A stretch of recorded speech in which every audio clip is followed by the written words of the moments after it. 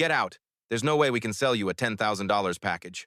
At Platinum Travel, the prestigious high-end travel agency located in the heart of Manhattan, branch manager Richard Thompson was treating an elderly black couple with an intimidating attitude, his voice dripping with contempt and discriminatory undertones.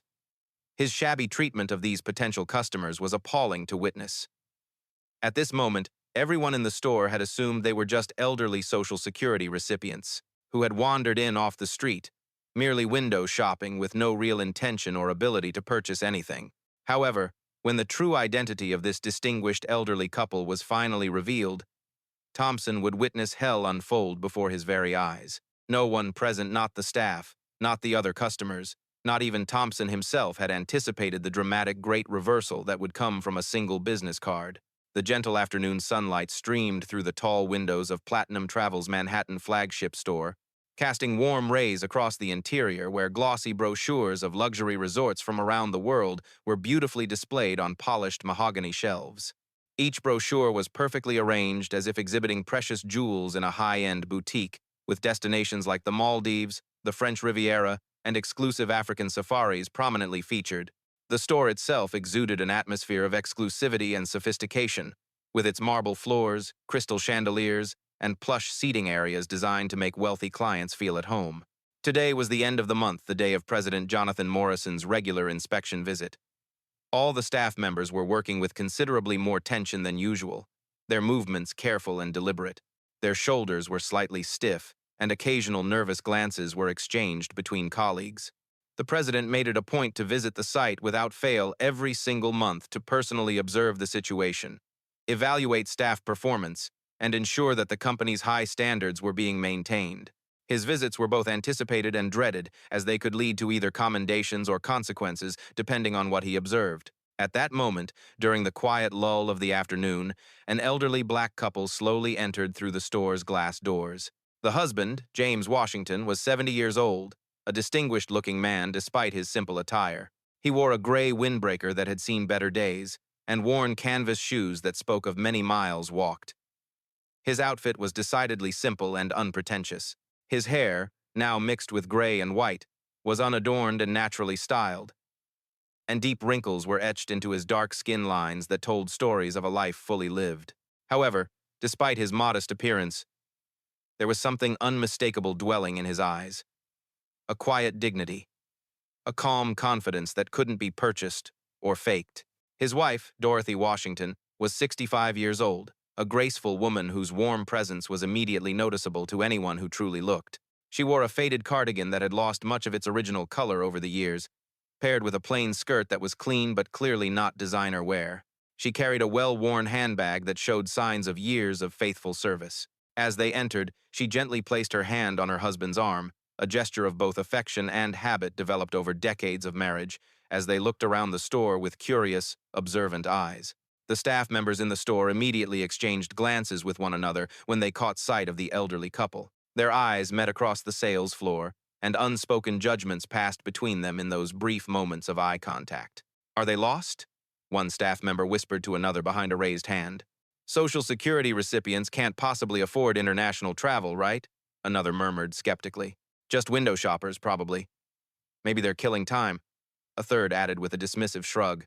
These whispered voices floated through the store like an unpleasant undercurrent, creating an atmosphere of judgment and presumption. The other staff members nodded in agreement, their expressions revealing their shared assumption that these visitors were not genuine customers worthy of their time and attention.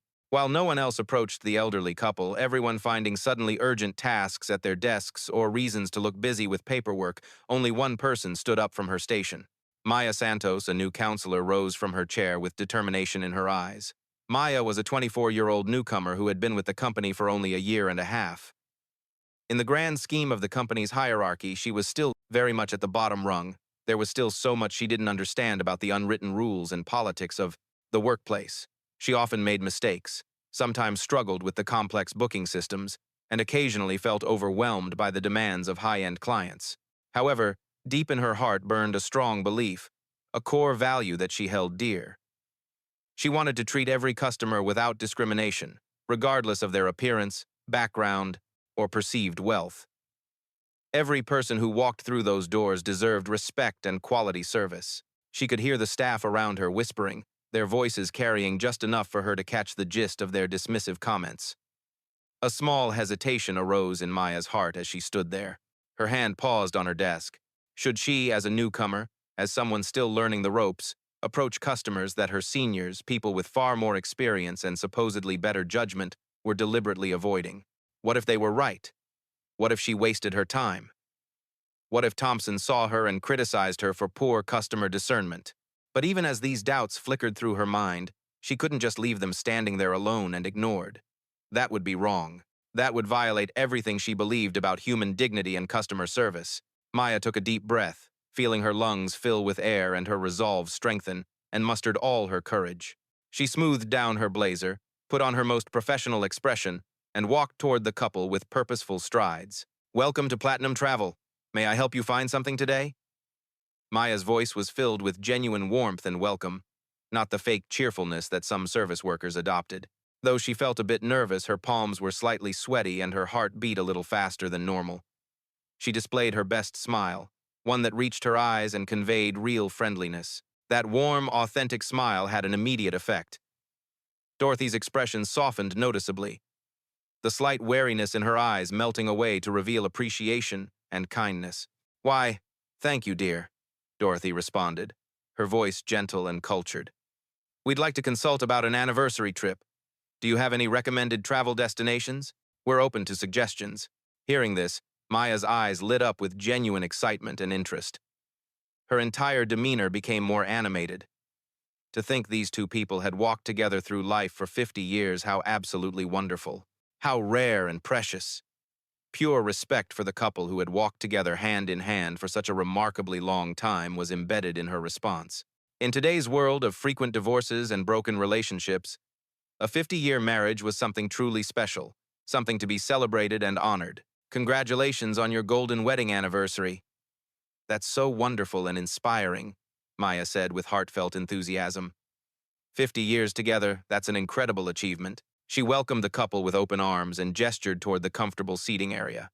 Please, come have a seat over here. You must be tired from walking around the city. Can I get you some water or coffee?" "Oh my, thank you so much. How kind of you." Dorothy smiled happily, her face lighting up with pleasure at being treated with such consideration and respect. That gentle smile, filled with warmth and gratitude, made Maya's heart feel even more convinced that she had made the right choice in approaching them. The couple settled into the plush chairs, and Maya sat across from them, pulling out her consultation notepad and pen. "Now then," Maya began, leaning forward attentively, her pen poised above the paper. "Which region of the world were you hoping to visit? Do you have any particular dreams or destinations in mind?" Maya asked with shining, enthusiastic eyes. For the novice that she was someone still building her client base and learning the intricacies of travel planning, being able to help with such a special, meaningful anniversary trip was truly an honor. This wasn't just booking a vacation, this was helping create memories for a couple who had spent half a century together. The responsibility felt both exciting and humbling.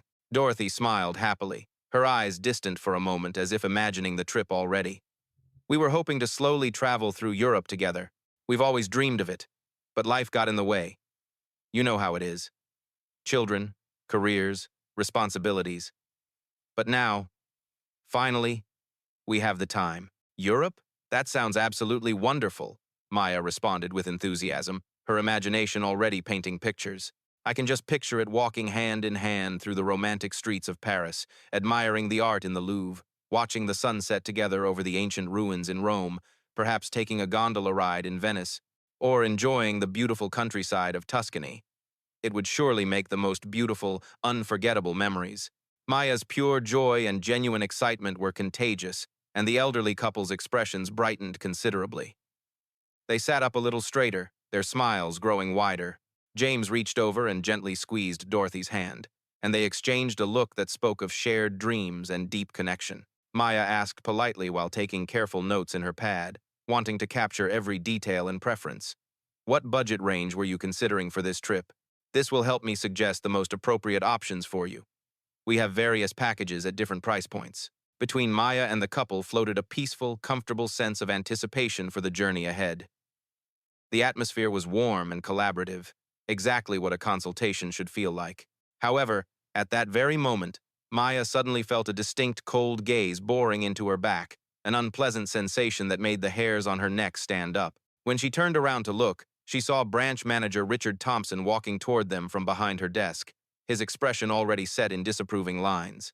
Thompson, a 45-year-old man who prided himself on his sales record and his ability to identify quality clients, looked the elderly black couple up and down with a slow, scrutinizing, almost insulting gaze.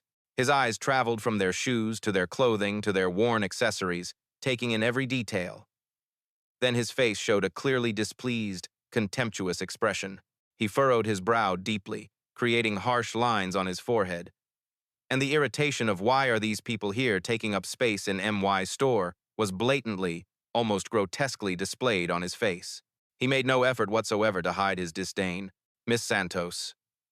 Thompson's voice cut through the pleasant atmosphere like a knife, cold and sharp. "You don't need to handle these customers. Please work on other tasks.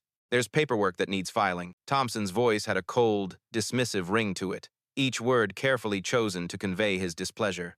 It was as if he didn't recognize the elderly couple as legitimate customers at all, as if they were somehow intruders who had wandered into a space where they didn't belong. Confusion and discomfort spread through Maya's heart like spilled ink on paper. Her smile faltered slightly. This didn't feel right. This wasn't how they were supposed to treat people. "But manager," Maya said carefully, trying to keep her voice respectful but also advocate for her clients. "These customers are looking for assistance with planning a golden anniversary trip." "That's enough, Miss Santos," Thompson interrupted, his tone becoming noticeably stronger and more authoritative, brooking no argument. "Come over here for a moment. Now." His command was clear and non-negotiable. Maya felt her heart sink, but she maintained her professional composure. "I'm so sorry," she said to the couple, genuine regret in her voice. "I need to step away for just a moment, but I promise I'll be right back. Please make yourselves comfortable." When Maya spoke these words, the elderly couple nodded with understanding smiles, showing no offense or impatience. "That's perfectly fine, dear. Don't worry about us," James said kindly, his deep voice reassuring. "We'll wait right here while looking at these brochures. Take your time." Maya bowed slightly to the elderly couple in a gesture of respect, then reluctantly headed toward Thompson, who stood waiting with crossed arms and an expression of barely contained irritation. Then Thompson, holding a thick file of sales documents in his hand, turned to Maya with a confident, almost smug expression on his face. His posture was that of someone who believed he was about to impart invaluable wisdom to an ignorant subordinate. "Miss Santos," he began, his voice taking on a condescending, lecture-like tone, "I'm going to give you a valuable lesson today. Consider yourself fortunate that I'm taking time out of my busy schedule to educate you properly." Thompson wore a smirk that didn't quite reach his eyes. It was the kind of smile that suggested he was enjoying his position of authority a bit too much. While pointing directly at the elderly couple with an outstretched finger, showing no concern for discretion or their feelings, he continued in a voice loud enough that they could probably hear. "The basics of customer service in a high-end establishment like this," he said, drawing out his words as if speaking to a child, "are identifying the right customers, the ones who are actually worth our time and effort. Time is limited, after all. We can't waste it on people who can't afford our services. That's just basic business sense." In Thompson's eyes was the unmistakable color of harassment disguised as education, the look of someone who enjoyed wielding power over those beneath him in the company hierarchy. His expression showed that he believed he was being entirely reasonable and professional, when in fact he was doing the opposite. "Now, I want you to think carefully and answer honestly," Thompson continued, his voice dripping with false patience. "What do you think? Do you genuinely believe you can sell a $500,000 European cruise package to those people?" He gestured dismissively toward the Washingtons. "Look at them. Really look at them. Use your common sense." Maya's face twisted with confusion and growing discomfort. Her brow furrowed, and she felt a knot forming in her stomach. This entire conversation felt wrong on every level. Everything she had learned about customer service, everything she believed about treating people with dignity, was being contradicted by her superior. "But manager," Maya protested weakly, her voice uncertain, "the customers haven't even told us their budget yet. They haven't said anything about their financial situation. How can we possibly—" "That's enough," Thompson cut her off sharply, his patience already worn thin. "Just answer the question. This is also part of your education. part of learning how this business really works, not the idealistic nonsense they teach you in training seminars. Thompson's voice carried an unmistakable note of intimidation, making it clear that this wasn't really a question at all, it was a test, and there was only one correct answer he wanted to hear. "You need to develop an eye for reality, Miss Santos," he continued, his tone becoming even more condescending. "You need to learn how to assess a customer's true value at a glance. If you can't do that, you won't make it in this industry. You'll waste countless hours on people who will never make a purchase, and your numbers will suffer. Is that what you want?" Thompson then showed Maya a printed spreadsheet, pointing at the numbers with his pen, tapping them for emphasis. "Miss Santos, look carefully at this month's sales figures. Study them. See this number here? That's me. And this one? That's you." He paused dramatically, letting the comparison sink in. "I have more than 10 times your sales revenue. 10 times. Do you understand what that means? Do you see the difference between us?" Indeed, the numbers didn't lie. Thompson's sales figures were more than 10 times Maya's total, and Maya's own numbers showed that she was just barely meeting her quota, struggling to stay above the minimum threshold. The evidence was right there in black and white, undeniable and somewhat humiliating. "I have an eye for identifying upper-class clients, the ones who actually have money to spend," Thompson said, his voice filled with pride and self-satisfaction. "I don't waste precious time on dreamers and window shoppers. I only deal with customers who can actually pay for our premium services. That's why I'm successful. That's why my numbers are what they are. That's why I'm the branch manager and you're still a junior counselor." He looked once again at the elderly couple, his gaze sweeping over them with barely concealed contempt. His lip curled slightly in distaste as he took in their worn clothing and modest accessories. "That elderly couple is no good. Surely you can see that. You understand, right? Just look at how they're dressed. Look at their shoes, their clothes, that old handbag. They're just Social Security recipients living on fixed incomes, with unrealistic dreams that are far beyond their means. They probably saw one of our advertisements and got ideas above their station." In Thompson's mind, the conclusion that the elderly couple weren't worth dealing with, that they were essentially wasting valuable floor space in his store, had already been firmly reached. There was no room for doubt or reconsideration. He had judged them, found them wanting, and decided their fate. Thompson walked back toward where the elderly couple sat, patiently waiting, and as he approached them, he put on an obviously fake smile, a smile so artificial that it was almost offensive. That smile was clearly forced, completely insincere, and his eyes weren't smiling at all. In fact, his eyes remained cold and calculating, completely at odds with the expression his mouth was forming. "Customers," Thompson began, his voice dripping with false politeness that was somehow more insulting than outright rudeness. "I do apologize for any inconvenience, but I must inform you that this store specializes in luxury travel experiences." Thompson said this coldly, emphasizing certain words to make his meaning crystal clear. "We don't handle plans that would fit within, shall we say, more modest budgets. Perhaps you might be more comfortable at a different establishment." James Washington looked directly at Thompson, meeting his eyes without flinching, his gaze steady and calm. When he spoke, his voice was measured and dignified. "Why would you make that judgment without even asking about our budget? What makes you so certain of our financial situation?" Thompson's face twitched slightly. This was an unexpected reaction. Most people in their position would have been embarrassed and left by now. Why were these people being so persistent? "No, no," Thompson said, his smile becoming even more strained. "To be completely honest with you, all our consultation slots are fully booked today. Every single one. We simply don't have the capacity to take on new clients right now. We're absolutely swamped." "Huh?" Maya's head turned sharply toward Thompson. She couldn't help but look at him with confusion and growing dismay written across her face. This was a blatant lie, and she knew it. This store did have a reservation system in place. That much was true. But at this particular time, right now, this very moment, there were several staff members with open schedules, sitting at their desks, who could have easily handled a consultation. The appointment book was not full. She had checked it herself, not 30 minutes ago. However, Thompson apparently wanted to turn the elderly couple away at all costs, by any means necessary, and while staring pointedly at their shabby clothing and worn accessories with barely disguised disgust, he continued with his performance. "If you'd like, however," Thompson said with exaggerated helpfulness that fooled no one, I'd be happy to direct you to a nearby travel agency just a few blocks from here. They cater to a more diverse clientele. They have plans starting around $10,000, which might be more appropriate for your situation. Very nice people there, very accommodating. The other staff members around them were watching Branch Manager Thompson's interaction with wide eyes, some looking uncomfortable, others nodding in approval. But regardless of their personal feelings, no one could bring themselves to interrupt or contradict him. No one dared to speak up or offer a different opinion. They all knew the score.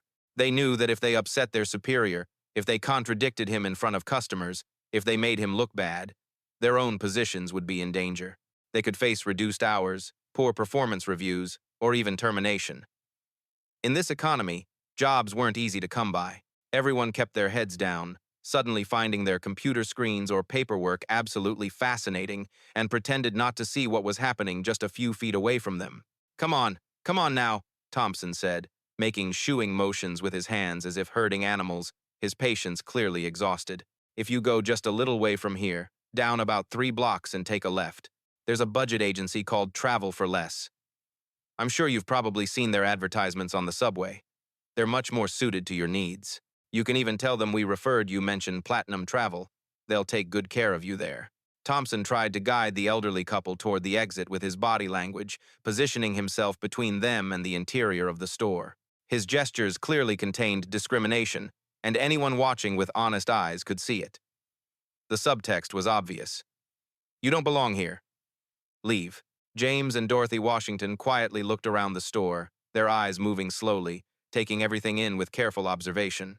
There was something in their gaze, something intangible but powerful, a strange quality that was hard to define. Their bearing had a quiet dignity, a calm authority that seemed to come from deep within. It was as if years of experience had cultivated in them a deep insight, a wisdom that allowed them to see through surface appearances to the truth beneath. Their quiet dignity filled the space around them, almost tangible in its intensity.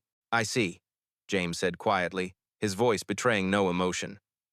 But would it be possible for us to just look at your brochures for reference? We won't take up much of your time, just a quick browse to see what options exist. However, Thompson's face showed clear annoyance at this continued persistence. His jaw clenched slightly. Why wouldn't these people just leave? That's why I'm trying to tell you, Thompson said, his voice rising in both volume and irritation, abandoning any pretense of politeness now. There's no travel package here that people like you can afford. Don't you understand? This isn't some community center bulletin board with flyers for bus trips to Atlantic City. We're talking about 6-figure luxury vacations. Thompson's voice grew even louder, carrying clearly across the entire store now. He was insulting the elderly couple in a voice loud enough for other customers browsing in different sections to hear, not caring who witnessed his behavior. Other customers' heads turned, some looked shocked, others quickly looked away, embarrassed to be witnessing such a scene. Social Security recipients coming to a high-end luxury travel agency, Thompson continued, shaking his head in apparent disbelief. You really should know your place in society. You should understand what's appropriate for people in your situation. This is a waste of everyone's time, including your own. Maya felt her hands clenching into fists at her sides. She couldn't stand by silently anymore. Gathering every ounce of courage she possessed, she spoke up, though her voice came out smaller than she intended. Manager Thompson, Maya said carefully, her voice almost a whisper. The customers just expressed that they want to look at the brochures. That's a reasonable request. We're a travel agency. People look at brochures. That's normal. There's no harm in. Thompson's face immediately twisted with anger, his features contorting. His head whipped around to stare at Maya. Glared at with such sharp, hostile eyes, Maya felt her courage evaporating. She swallowed her remaining words, the rest of her sentence dying in her throat.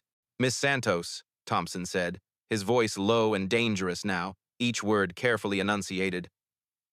I strongly suggest you don't say unnecessary things. Don't contradict me in front of customers. These people are not customers. Let me make that absolutely clear. They are not customers.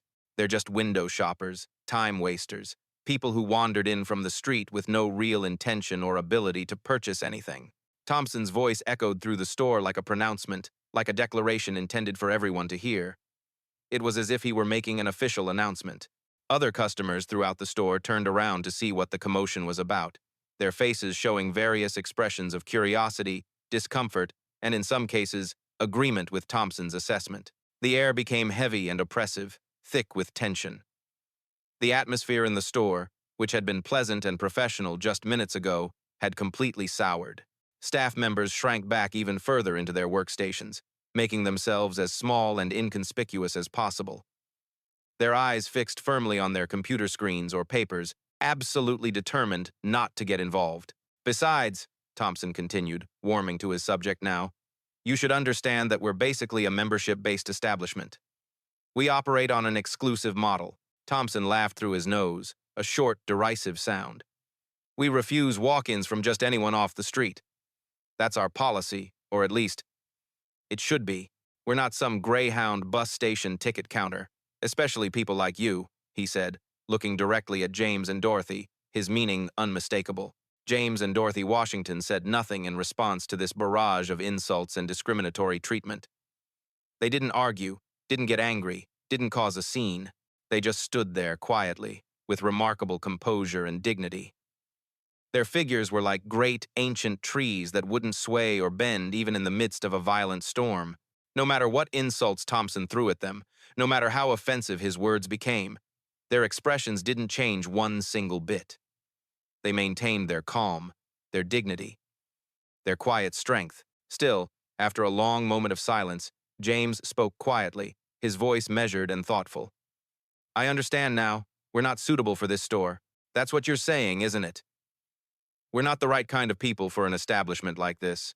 Those words, spoken so calmly and with such dignity, filled Maya's heart with pain that was almost physical. Her chest felt tight, as if someone were squeezing her heart. She felt crushing guilt and shame, though she had done nothing wrong herself. The feelings of apology and regret overwhelmed her. Her eyes stung with tears that she fought to hold back. She felt helpless, powerless to stop this injustice unfolding before her, and that helplessness made her feel sick with frustration and anger, not at the customers, but at her own inability to stand up more forcefully to Thompson. I'm so sorry, Maya whispered, her voice barely audible, more to herself than to anyone else. I'm so sorry. James turned his gaze to Maya, and when he looked at her, his eyes were filled with kindness and understanding. It was a look that conveyed forgiveness and recognition of her good intentions. Young lady, James said gently, his voice warm despite the cold treatment they'd received. You are not at fault here. Please don't apologize. You've done nothing wrong. And then he gave her a warm, genuine smile that reached his eyes, a smile that somehow made everything feel a little bit less terrible. Thank you. Thank you for your kindness and respect. It's been quite a while since we met such a sincere, genuine staff member. Your parents raised you well. Irritation and frustration built up rapidly in Thompson's heart, like pressure in a boiling kettle. He didn't like this at all. He didn't like how calm this elderly couple remained in the face of his obvious attempts to dismiss them. He didn't like their quiet dignity, their refusal to be embarrassed or humiliated. Most people in their situation would have left already, faces burning with shame. But these two? They just stood there, composed and serene, as if they had every right to be here. It was infuriating. What's so funny about this? Thompson snapped, his voice taking on an edge of anger now. In business, you have to face reality. You have to deal with facts, not fantasies. This isn't a job where we sell dreams to people who can't afford them. We're not in the business of encouraging delusions. Genuine anger mixed into Thompson's voice now, his professional veneer cracking to reveal the ugliness beneath. Please, just take trips that are appropriate for your means, for your station in life. Go to Florida, take a cruise to the Bahamas, visit your grandchildren, whatever it is that people like you do, he continued, his voice dripping with condescension. Besides, our store has standards to maintain. We have a reputation. If people dressed like you come and go freely, if we allow just anyone to browse our offerings, it causes problems for our other customers, our real customers. They expect a certain atmosphere, a certain clientele. Surely you can understand that? Thompson's insults seemed to know no bounds, flowing freely now that he'd abandoned any pretense of professionalism. Coming to a high-end establishment dressed so shabbily, so inappropriately, you clearly have no common sense, no understanding of social norms. Aren't you embarrassed? Don't you have any sense of shame? And then his final words came out, cold and final. and they seemed to freeze the atmosphere in the entire store. Please leave now. I'm asking you no. I'm telling you don't ever come back here. Not tomorrow, not next week, not ever. Your presence lowers the quality of our store, damages our brand, and frankly, makes our legitimate customers uncomfortable. James and Dorothy Washington, seemingly unmoved by Thompson's increasingly abusive language and blatantly discriminatory treatment, slowly and deliberately walked away from where they'd been standing. But they didn't walk toward the exit as Thompson clearly wanted. Instead, they moved toward the display of brochures on the far wall. There was a strange dignity in their steps, an unhurried grace that spoke of people who were completely comfortable in their own skin, regardless of what others thought of them. They stopped in front of a particularly luxurious brochure displayed in a special acrylic holder, the one advertising the Golden Anniversary European Luxury Cruise, with its glossy photos of opulent suites and exclusive destinations. This cruise looks like a nice route, James murmured quietly, picking up the brochure carefully and examining it with what appeared to be genuine interest and knowledge. His eyes scanned the itinerary with the focus of someone who actually understood what they were looking at. Thompson, watching this, laughed through his nose, a short, derisive snort of amusement. Yes, well, that particular package is our premier offering. It's a $1 million plan designed exclusively for VIP clients, our most elite customers. But obviously, it's completely beyond your reach, isn't it? I mean, let's be realistic here. However, James's next words changed Thompson's expression completely, wiping the smug smile right off his face. Hasn't the service at this hotel declined somewhat recently? James asked, his tone conversational but knowledgeable, pointing to one of the featured properties in the brochure. I remember when their standards were much higher. Confusion ran across Thompson's face like a wave. His brow furrowed deeply, and his mouth opened slightly. What? What are you pretending to know? What are you talking about? James continued, seemingly oblivious to Thompson's confusion, while picking up the brochure and examining it more closely. His movements were careful and deliberate, like those of an experienced expert examining materials in their field of expertise, someone who knew exactly what to look for and what questions to ask. The Ritz in Paris, the Savoy in London, the Plaza in New York, they're all first-class establishments, certainly. Top-tier properties with long histories. But recently, I've noticed that true hospitality, genuine personalized service, has been lost somewhat. The standards have slipped. They're coasting on their reputations now rather than earning them daily. Dorothy also quietly added her voice to the conversation, nodding in agreement with her husband. Especially the breakfast service at this particular hotel, she said, tapping the page with one elegant finger. It used to be so much more attentive, so much more refined. The attention to detail was extraordinary. But the last time we were there, perhaps 18 months ago, it had definitely declined. The staff seemed rushed. The presentation wasn't what it once was. Thompson felt himself wavering, his confidence suddenly shaken. Something wasn't adding up here. Why did this elderly couple, these people he'd assumed were just poor Social Security recipients, know such detailed insider information about the luxury hotels listed in this very expensive brochure? How could they possibly know about service standards at properties that cost $2,000 per night? His heart began to race, a flutter of uncertainty in his chest. That can't be right, Thompson stammered, his voice less certain now.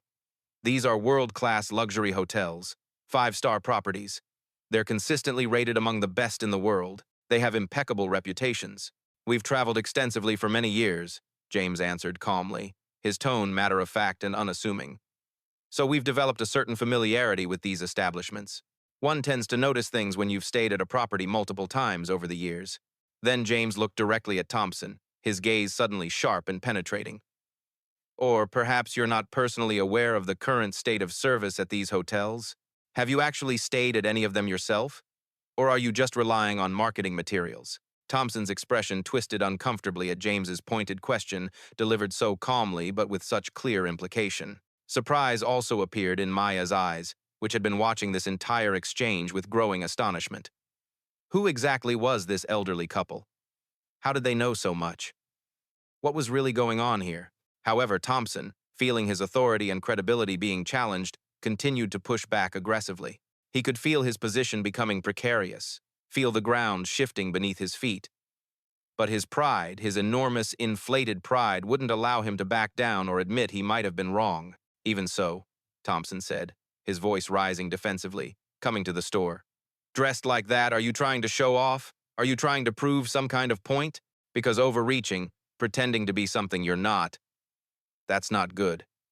It's actually quite pathetic. Anger and defensiveness mixed into Thompson's voice now, making it sharp and ugly. Honestly, if you really had money, I think you should use it for practical things. Nursing home admission fees, for example. Medical care. Long-term care insurance. That's what people your age should be thinking about, not expensive vacations. Thompson said this sarcastically, cruelly, trying to regain control of the situation by being even more insulting. Let's be realistic and think practically about this.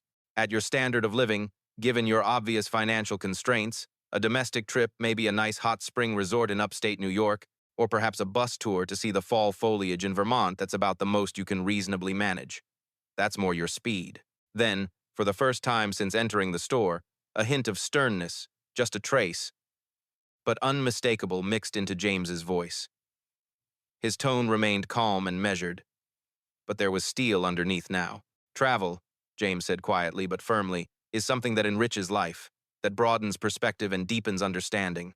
It's not something you do for show, not something you do to impress others or prove your worth. Anyone who truly loves travel, who understands what it means to explore the world, should understand that fundamental truth. The moment those words echoed through the store, the atmosphere changed palpably.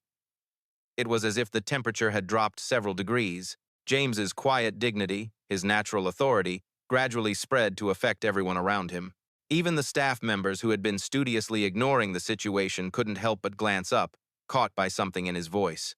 What's truly important, James continued, his words measured and weighted with experience, is serving every customer with sincerity and heart.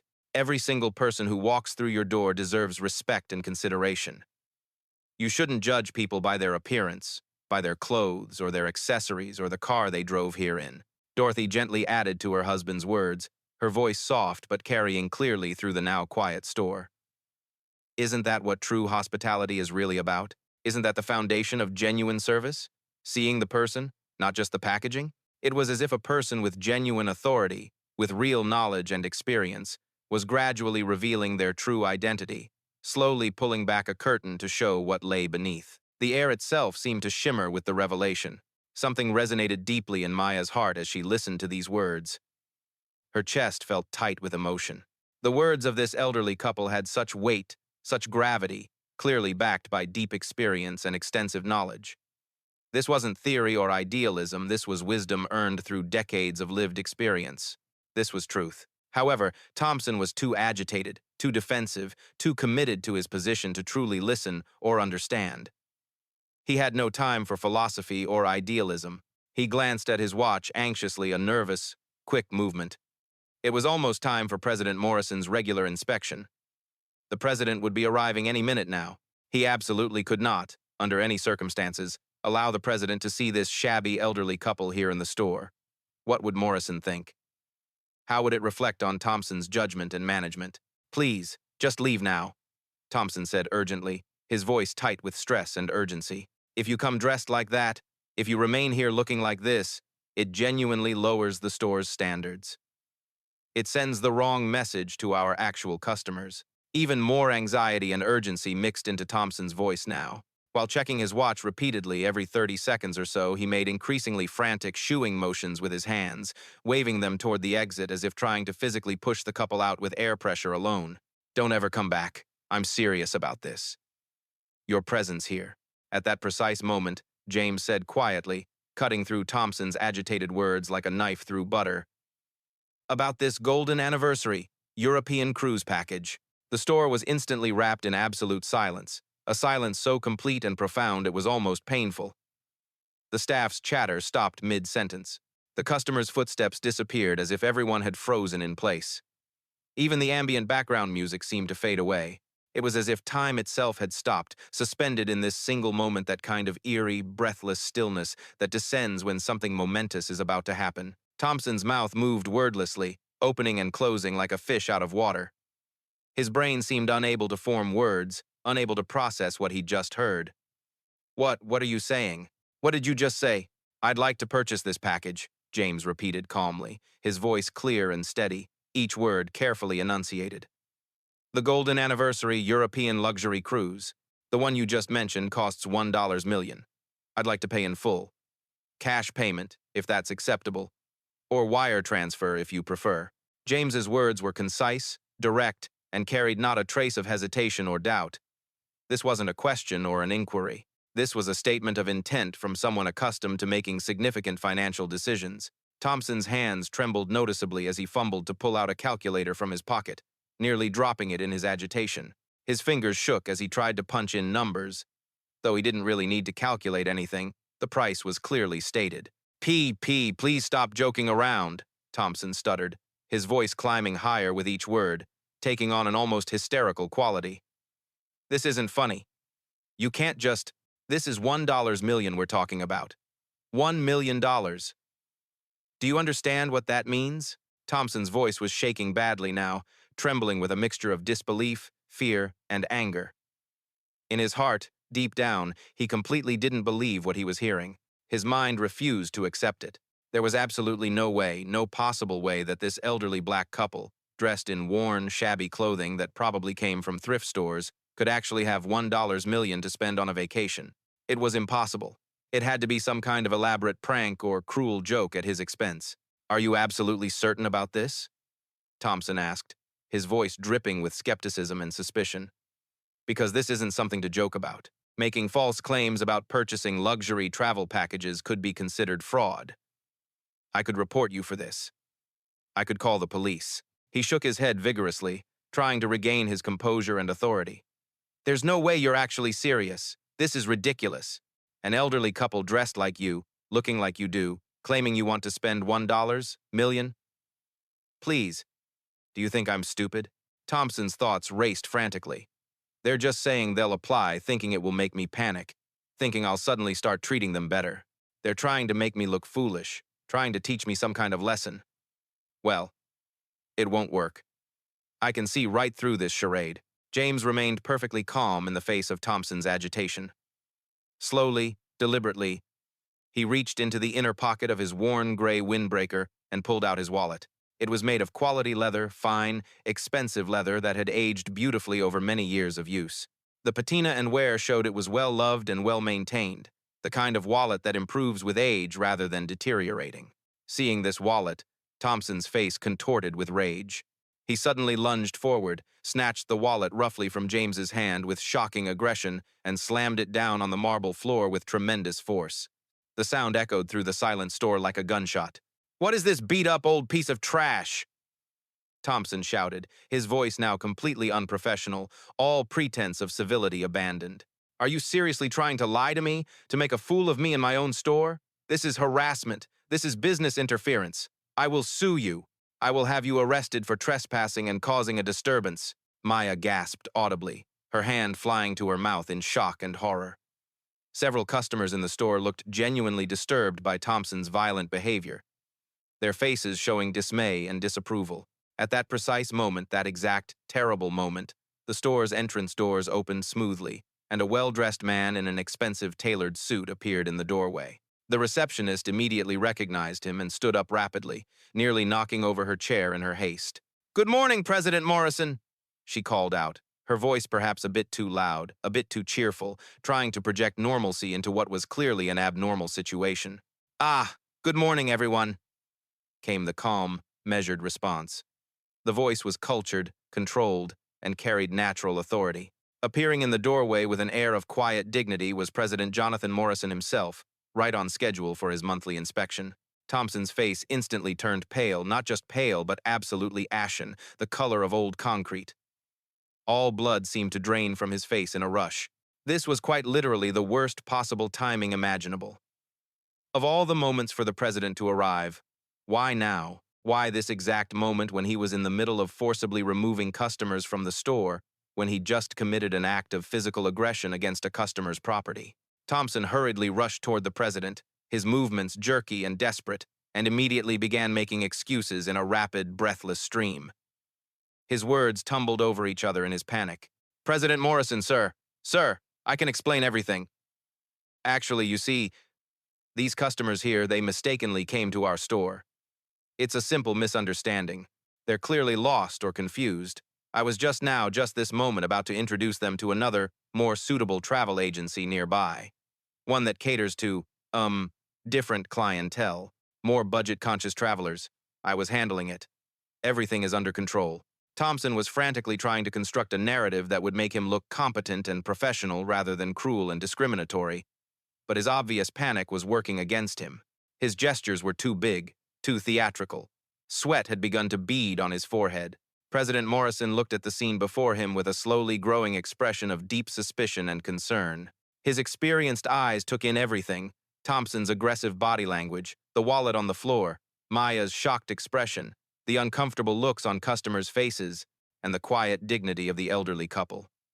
His brow furrowed deeply, and his lips pressed into a thin line.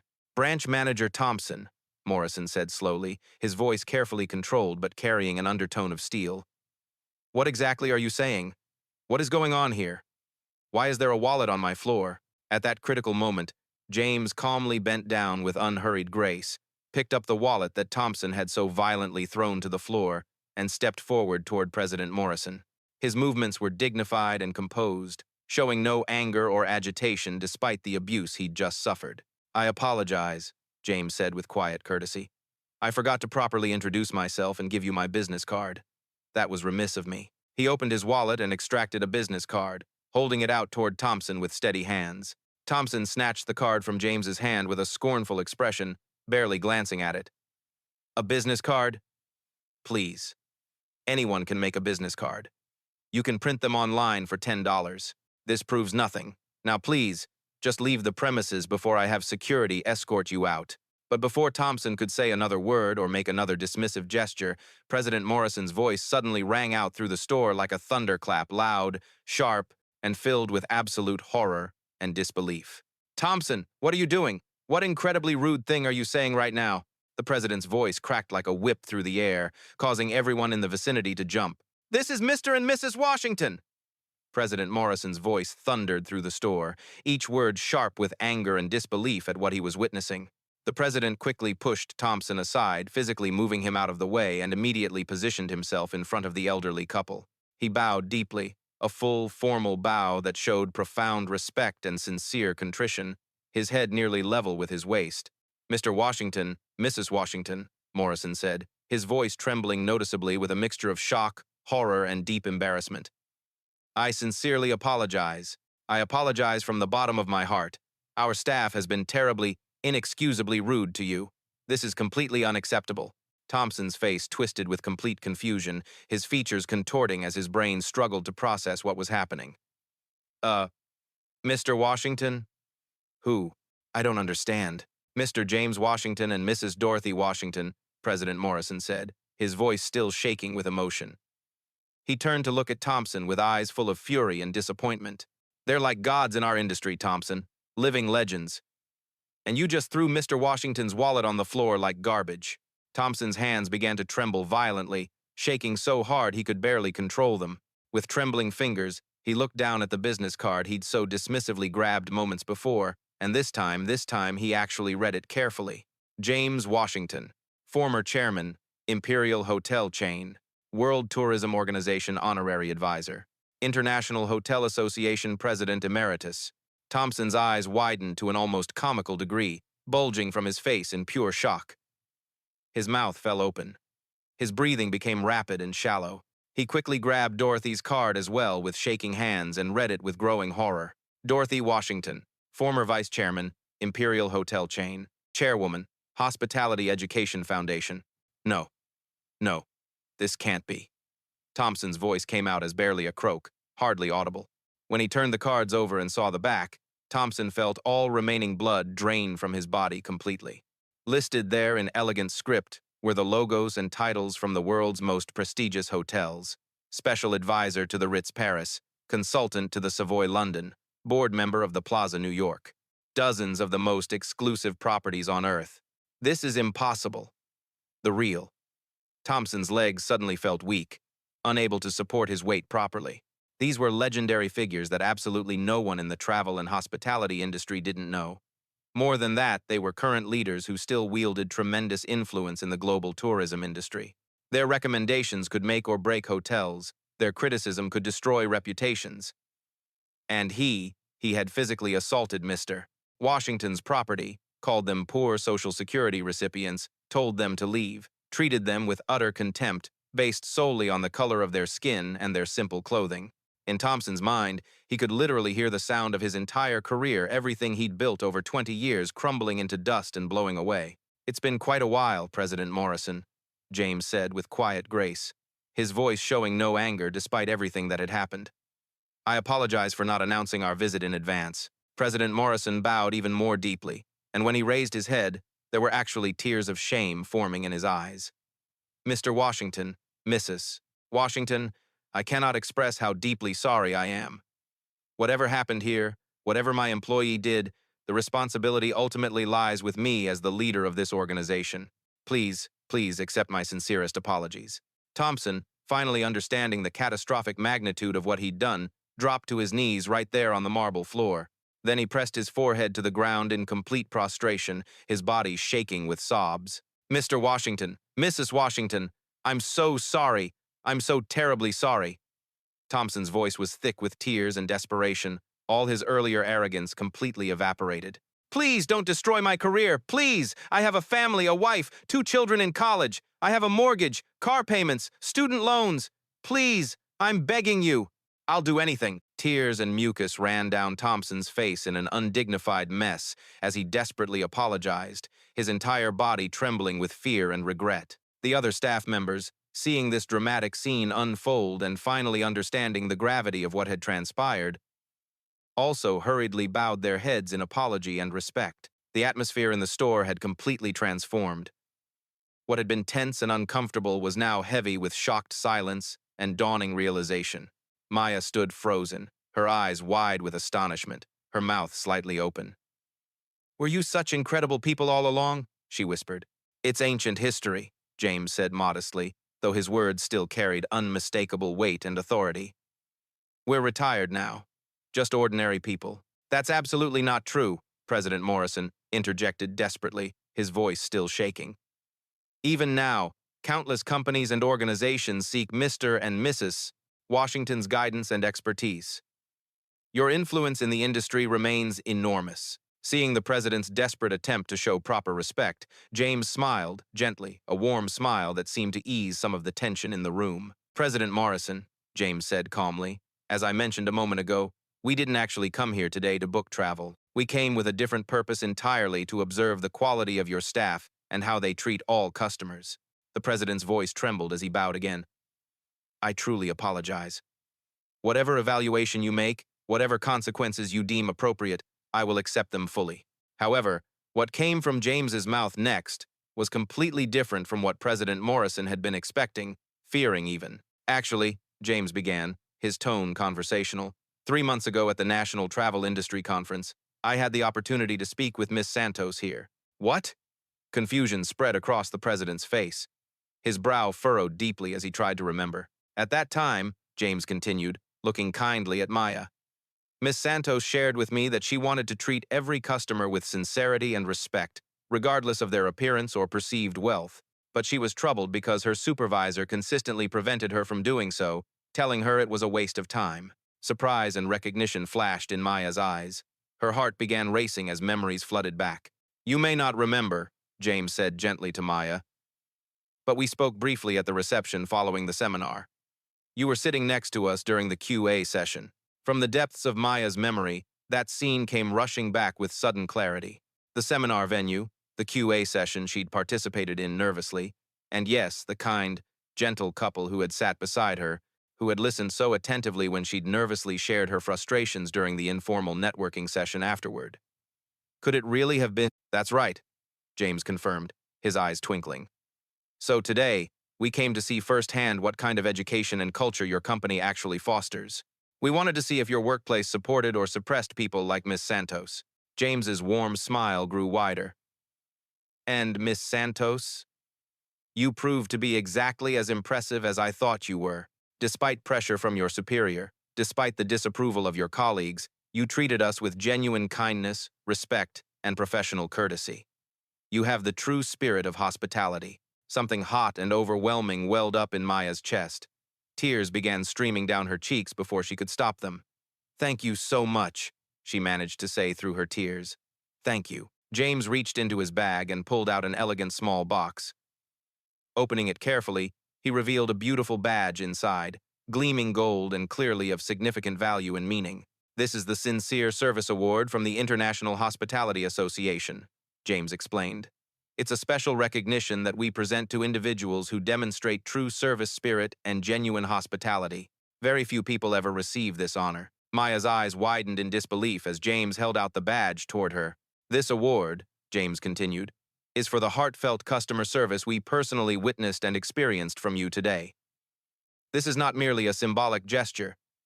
This badge carries real weight in our industry." Tears continued to flow down President Morrison's face now, too. Tears of gratitude mixed with deep regret and shame for not having recognized Maya's qualities sooner or protected her from Thompson's toxic influence. "Mr. Washington," Morrison said, his voice breaking, "I apologize profoundly. This situation exists because of my failure as a leader. My lack of proper supervision and oversight." "President Morrison," James interrupted gently but firmly, "you personally are not at fault here. We understand that Branch Manager Thompson's actions were his own arbitrary decisions, his own prejudices and failures. The other staff members clearly didn't approve of his behavior either, we could see that. However, they felt powerless to speak up against someone in authority." James's voice took on a slightly sterner note. "That said, there does need to be significant improvement in the environment and culture that allowed such behavior to persist and go unchecked for so long." President Morrison bowed his head with deep respect. "I absolutely will make those changes. I promise you. From this day forward, we will make service like Miss Santos's our standard. We will thoroughly implement customer service that never judges people by their appearance, that treats every person who walks through our doors with equal respect and dignity." Then Morrison turned to face Thompson, who was still on his knees, trembling. "As for you," Morrison's voice became cold and final. "Actually, I can no longer call you Branch Manager Thompson. You are terminated, effective immediately. Security will escort you from the building." Dorothy nodded quietly in agreement. "That's the appropriate decision. As long as someone with such discriminatory thinking remains in a position of authority, other staff members will never feel safe to do what's right." Thompson raised his tear-stained face, but he could see in everyone's eyes that there would be no reprieve, no second chance. He had crossed a line that couldn't be uncrossed. Looking at the devastated Thompson with something that might have been pity, James turned his attention back to Maya, his expression warming immediately. "Miss Santos," James said kindly, "as long as staff members with hearts like yours exist in this industry, we can have hope for its future.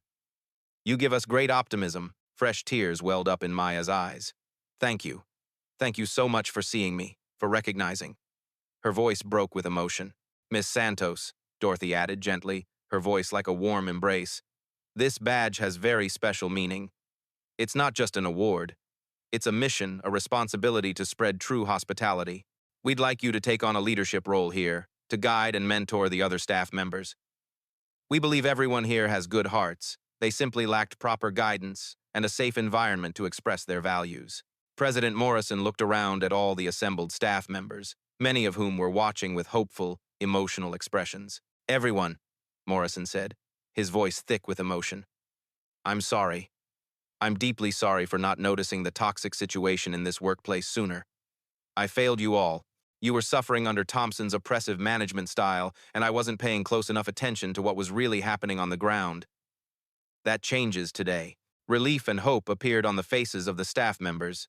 "From this moment forward," Morrison declared, "this store will transform completely.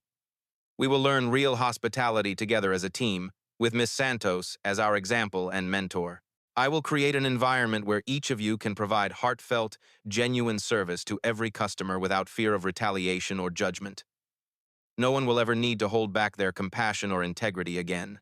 The staff members nodded, their expressions filled with hope and determination. "Thank you, Maya," several of them said. "Let's work together to make this place what it should be." The oppressed vitality and enthusiasm that had been suppressed for so long began to return, filling the store with new energy. The Washington couple nodded approvingly as they looked around, as if to say, This is how it should be. In the weeks and months that followed, Thompson was immediately terminated and word spread rapidly throughout the industry about what had happened.